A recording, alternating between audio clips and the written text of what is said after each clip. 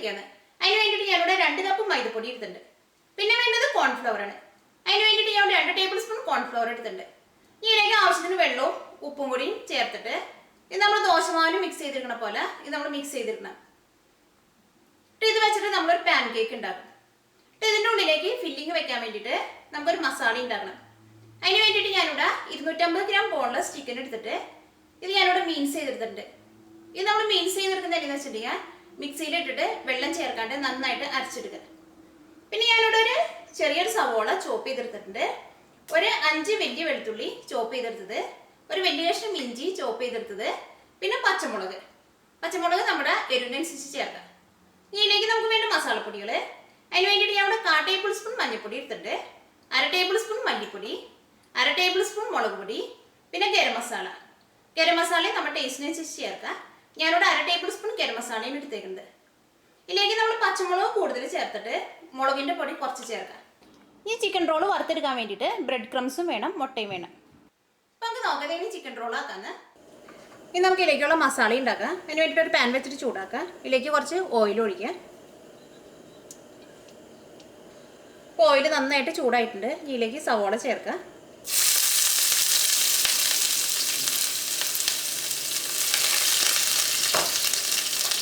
ഇഞ്ചി ചേർക്കുക,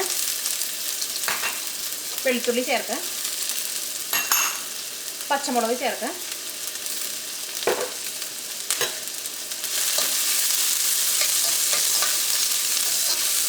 ഇപ്പോൾ സവാളയും ഇഞ്ചിയും വെളുത്തുള്ളിയൊക്കെയും നന്നായിട്ട് മുരിഞ്ഞിട്ടുണ്ട്.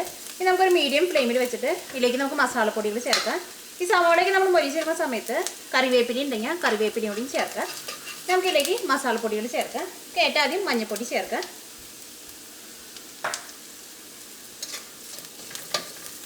അപ്പോൾ മഞ്ഞൾപ്പൊടി എണ്ണയിൽ കിടന്ന് നന്നായിട്ട് മുരിഞ്ഞിട്ടുണ്ട്. മഞ്ഞളുടെ പച്ചക്കുത്തൊക്കെ പോയിട്ടുണ്ട്. ഇതിലേക്ക് നമുക്ക് മല്ലിപ്പൊടി ചേർക്കാം. മസാലപ്പൊടികളൊക്കെ ചേർക്കുമ്പോൾ തീ നന്നായിട്ട് കുറച്ച് വയ്ക്കുക. ഇപ്പോൾ മല്ലിപ്പൊടിയും എണ്ണയിൽ കിടന്ന് നന്നായിട്ട് മുരിഞ്ഞിട്ടുണ്ട്. ഇതിലേക്ക് നമുക്ക് മുളക് പൊടി ചേർക്കാം.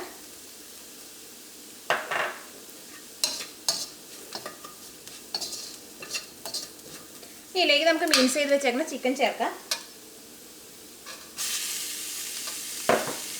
ഗരം മസാല ചേർക്കാം. നമുക്ക് 1/2 ടേബിൾ സ്പൂൺ ഗരം മസാലയിൽ നിന്ന് പകുതി ഇപ്പം ചേർക്കാം. ബാക്കിയുള്ളത് ലാസ്റ്റ് നമുക്ക് ടേസ്റ്റ് നോക്കിയിട്ട് പിന്നെ ചേർക്കാം. ഇതിലേക്ക് ആവശ്യത്തിന് ഉപ്പ് ചേർക്കാം. ഇത് വേവിച്ചെടുക്കാൻ വേണ്ടിയിട്ട് വെള്ളം ചേർക്കാം. ഇതെല്ലാം കൂടിയിട്ട് നന്നായിട്ടൊന്ന് മിക്സ് ചെയ്യാം.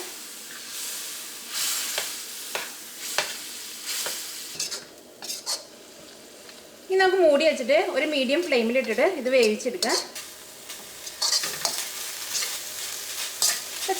ഇപ്പോൾ ചിക്കനൊക്കെ നന്നായിട്ട് വെന്തിട്ടുണ്ട്. ഇനി ടേസ്റ്റ് നോക്കിയിട്ട് വേണമെന്നുണ്ടെങ്കിൽ ഇതിലേക്ക് ബാക്കിയുള്ള ഗരം മസാലയും ചേർക്കാം.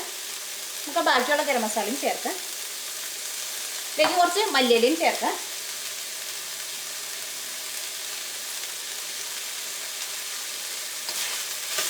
ഈ മസാല എടുക്കുമ്പോൾ ഒട്ടും വെള്ളമില്ലാണ്ട് നന്നായിട്ട് ഡ്രൈ പോലെ വേണം എടുക്കാൻ വേണ്ടിയിട്ട്.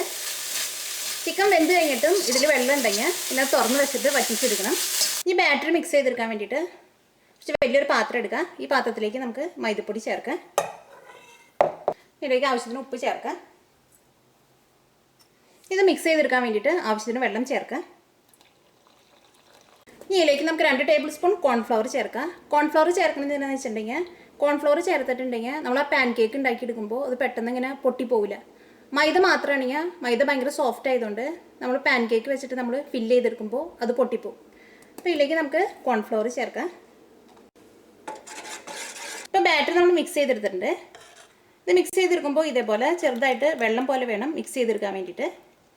ഇനി ഇത് വെച്ചിട്ട് നമുക്ക് പാൻ കേക്ക് ഉണ്ടാക്കാം. ഇനി അത് 2 ടേബിൾ സ്പൂൺ ബാറ്റർ എടുത്തിട്ട് മാറ്റി വയ്ക്കണം. അത് ചിക്കൻ റോൾ നമ്മൾ റോൾ ചെയ്തെടുക്കുന്ന സമയത്ത് ഏറ്റവും എൻഡിൽ അത് സീൽ ചെയ്ത് വെക്കാൻ വേണ്ടിയിട്ടാണ് ഇതിനകത്തുനിന്ന് 2 ടേബിൾ സ്പൂൺ ബാറ്റർ എടുത്തിട്ട് മാറ്റി വയ്ക്കുന്നത്.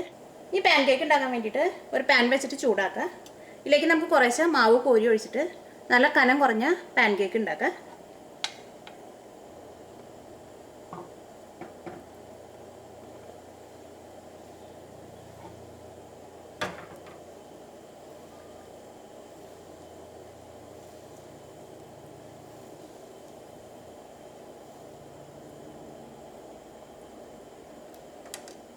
ഇത്ര വലുപ്പത്തിലുള്ള പാൻ കേക്ക് ഉണ്ടാക്കിയാൽ മതി. ഒരുപാട് വലിയ പാൻ കേക്ക് ഉണ്ടാക്കരുത്.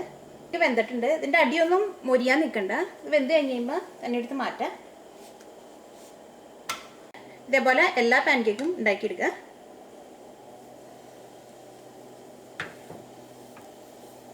ഇനി ഓരോ പാൻ കേക്ക് എടുത്തിട്ട് ഇതിൻ്റെ ഉള്ളിൽ ഫില്ലിങ് വെച്ചിട്ട് ഇത് റോൾ ചെയ്തെടുക്കണം. അതിന് വേണ്ടിയിട്ട് നമുക്കിത് ഓരോ പാൻ കേക്കായിട്ട് എടുക്കാം. ഇതിലേക്ക് ഫില്ലിങ് വയ്ക്കുക.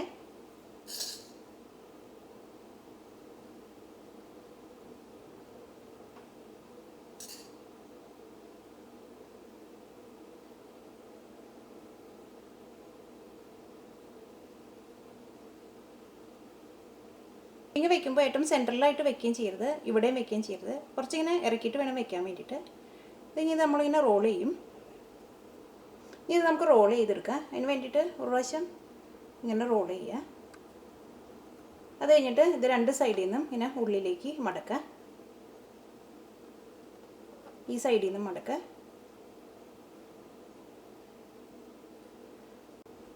ഇത് ഏറ്റവും എൻഡിലായിട്ട് നമ്മൾ എടുത്ത് വെച്ചേക്കണ ബാറ്റർ കുറച്ചുകൂടെ തേച്ച് കൊടുക്കുക. ഇതിങ്ങനെ നന്നായിട്ട് ഒട്ടിയിരിക്കാൻ വേണ്ടിയിട്ടാണ് ഇതിങ്ങനെ തേച്ച് കൊടുക്കുന്നത്.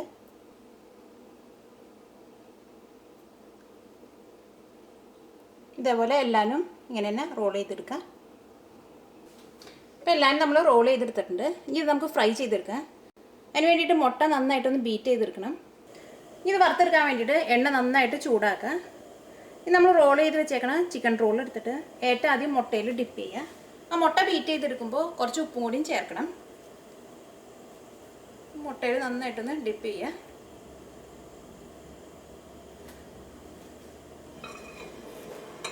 ഇതെടുത്തിട്ട് ബ്രെഡ് ക്രംസിലിടുക. ബ്രെഡ് ക്രംസും ഈ ചിക്കൻ റോളിൻ്റെ എല്ലായിടത്തും ആവണം.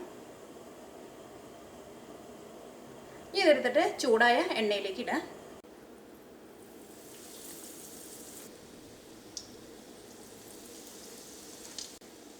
ഇതൊരു മീഡിയം ഫ്ലെയിമിൽ ഇട്ടിട്ട് വേണം വറുത്തെടുക്കാൻ വേണ്ടിയിട്ട്. ഇതൊരു സൈഡ് നന്നായിട്ട് മുരിഞ്ഞിട്ടുണ്ട്. നമുക്ക് മറ്റേ സൈഡ് കൂടി തിരിച്ചിടാം. ഇപ്പോൾ രണ്ട് സൈഡും എണ്ണയിൽ കിടന്ന് നന്നായിട്ട് മുരിഞ്ഞിട്ടുണ്ട്. ഇതെടുത്ത് നമുക്ക് എണ്ണയിൽ നിന്ന് മാറ്റാം.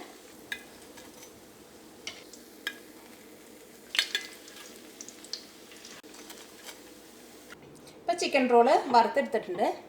ഇത് നല്ല ക്രിസ്പി ആയിട്ടാണ് ഇരിക്കുന്നത്. ഇത് കഴിക്കുമ്പോൾ നല്ല ചൂടോടുകൂടി കഴിക്കണം.